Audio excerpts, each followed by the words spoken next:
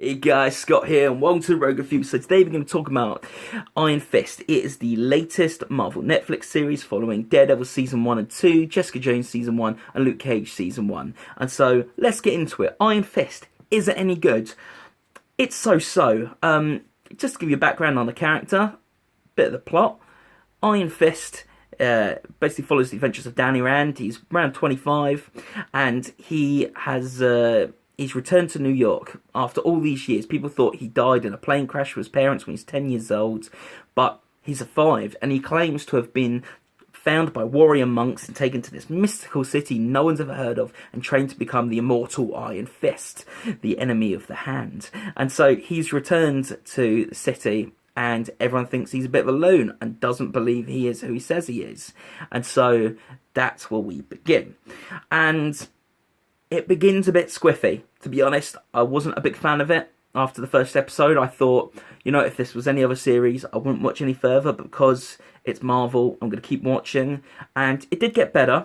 Episode 6 was a highlight. It's really kung fu, and it really brings in who we think is going to be his main antagonist in the series, Madame Gao. And she had a touch of Emperor Palpatine about her. I really liked her. The way she tempted and tormented Danny, it really felt like the way Palpatine talked to Luke in Return of the Jedi.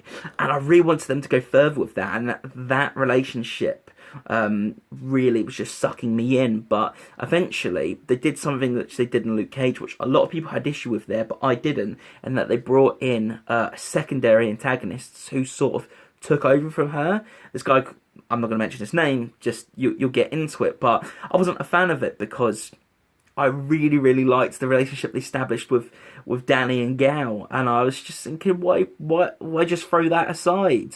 Develop that more.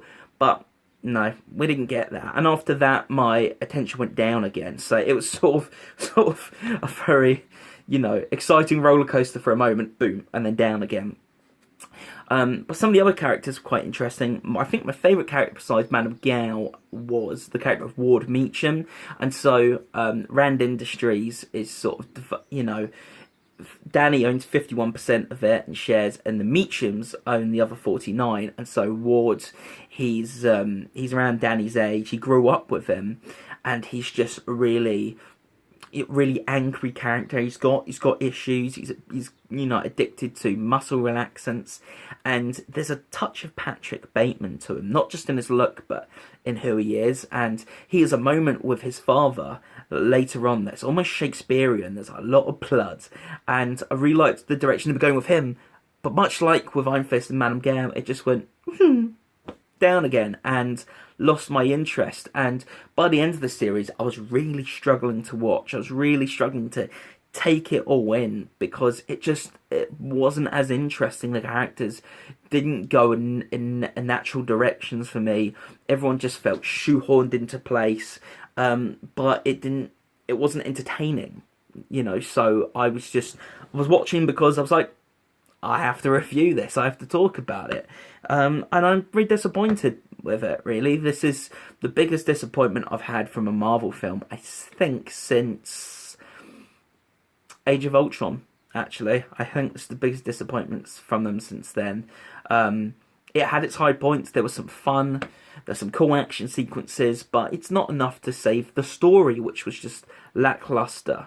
And so Iron Fist Season 1. What did you think of it? Comment below and let me know.